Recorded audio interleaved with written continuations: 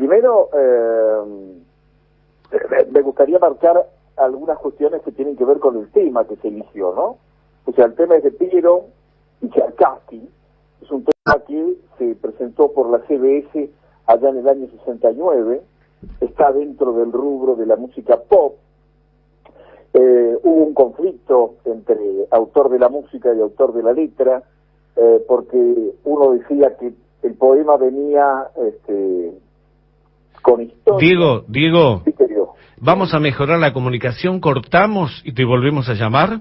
Pero cómo no, adelante. Un segundito nada más y enseguida volvemos a estar con vos, porque habíamos elegido para este momento del encuentro de cada fin de semana que tenemos en nuestro reporte 6:30, claro, haciendo referencia al Día del Padre, qué mejor que la apreciación, la óptica, la opinión, el decir de alguien que sabe sobre cuál es el rol que desempeña en nuestra vida el padre, y qué somos nosotros como padre. Y estaba diciendo Diego nomás. Lo que estaba diciendo que es un tema amplio, un tema, digamos, que necesita, una cantidad de información, un desarrollo, que vamos a tratar de resumir para estas madrugadas en el reporte, como para poder, digamos, centrarnos. Simplemente estaba trayendo a colación la historia del tema, porque lo que se eligió como leitmotiv, como disparador, es un tema de Piero y Tchaikovsky de la década del 69, que había creado como una cierta rivalidad, tanto en Piero como en Tchaikovsky, porque, siempre estaban reclamando la autoría real en cuanto a la historia que hay detrás, porque estamos hablando del padre, y los dos se adjudicaban que el padre de la historia era su padre. Uno decía que era el de Tchaikovsky, y el otro decía que era el de Piero.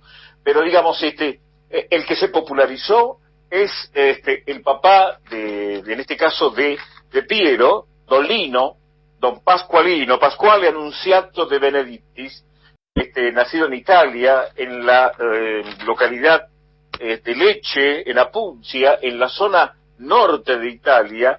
El taco de la bota, cuando uno mira el mapa, justamente en la partecita del taco, ahí en la punta, en la parte final, ahí es donde nacieron, tanto el papá como Piero.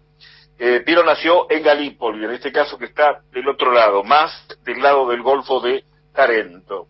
Después, con tiempo, vamos a hablar un poco del papá, porque también es un personaje muy interesante, este señor, en la vida de Piero. Pero en la vida de cualquier ser humano, el padre es fundamental. O sea, mamá y papá son centrales en la constitución del aparato psíquico de este nuevo ser. Pero el lugar del padre es, altamente significativo. ¿Por qué? Porque mamá tiene al bebé durante 9 meses en gestación en su panza. Y después todavía hay todo un periodo de amamantamiento, durante el cual el bebé sigue casi como una especie de célula simbiótica, ¿no? Mamá y el nene son el mismo en ese momento, no hay mucha diferenciación. El nene está en el pecho de mamá, mamá lo lava, mamá lo cambia, mamá la ropa, mamá lo acuna.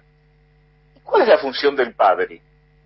El padre en ese periodo está distante, observa, trata de pensar y trata de recuperar su lugar en la pareja, porque en realidad el bebé viene a estar como cuña en esta historia. Entonces el padre es el que va a tener que operar psíquicamente, desde afuera, poniendo la distancia entre el niño y la madre, porque es la manera en que el niño va a poder acceder a la cultura.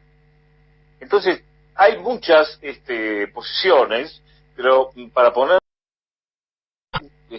centrarlo esto, podemos decir que la función paterna está más allá de lo anatómico, o sea, no es el hombre, porque tiene su miembro viril, el que va a representar al padre, es la función. ¿Quién la puede cumplir, la función? Podría ser una madre soltera y la puede cumplir la mamá, si puede separar su condición de mujer como madre, modulando las emociones, y como padre, marcando el corte, marcando la ley, identificando qué sí y qué no, para poder entrar en la cultura. Si papá es papá y papá, es decir, con estas nuevas parejas que tenemos, donde ya, digamos, dejamos la familia tradicional y encontramos otros modelos de familia, papá será el que cumpla la función. Puede estar compartida. Y si son dos mujeres también, la función estará puesta en el lugar de aquella que haga el corte. Y podrán ser intercambiables, y de esa manera el aparato psíquico se irá constituyendo.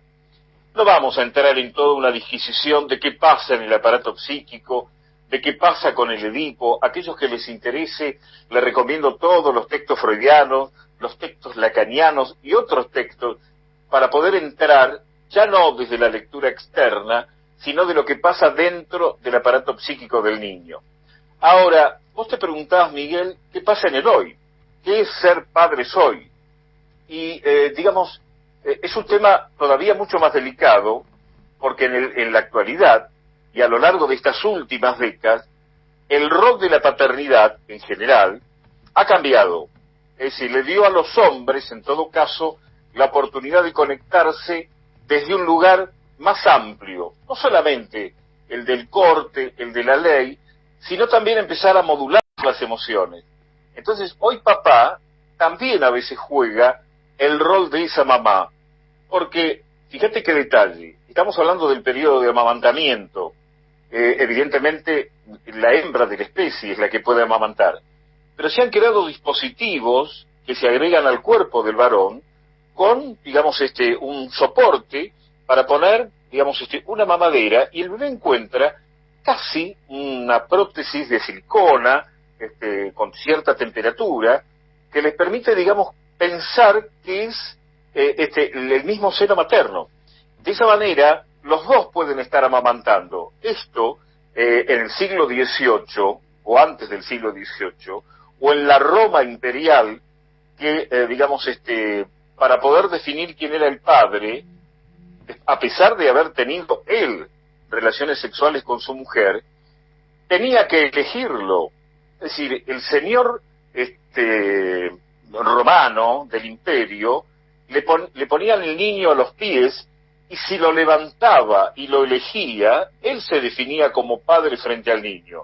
Si no, ese niño podría pasar a ser atendido por las nodrizas, o hasta estar desplazado, a no tener un padre. Entonces vos fíjate qué cosa loca, ¿no? En una época el padre era una palabra, soy tu padre. Soy tu padre era algo que él definía. No tenía que ver con la consanguinidad, no tenía que ver con el lazo de sangre. Vos fíjate que con el paso del tiempo, de aquel padre distante, de aquel padre que podía no elegir a ese niño, al padre actual, que no solamente cambia pañales, sino que presta atención a la educación del niño, presta atención al seguimiento del día a día, lo lleva a una posición mucho más amorosa.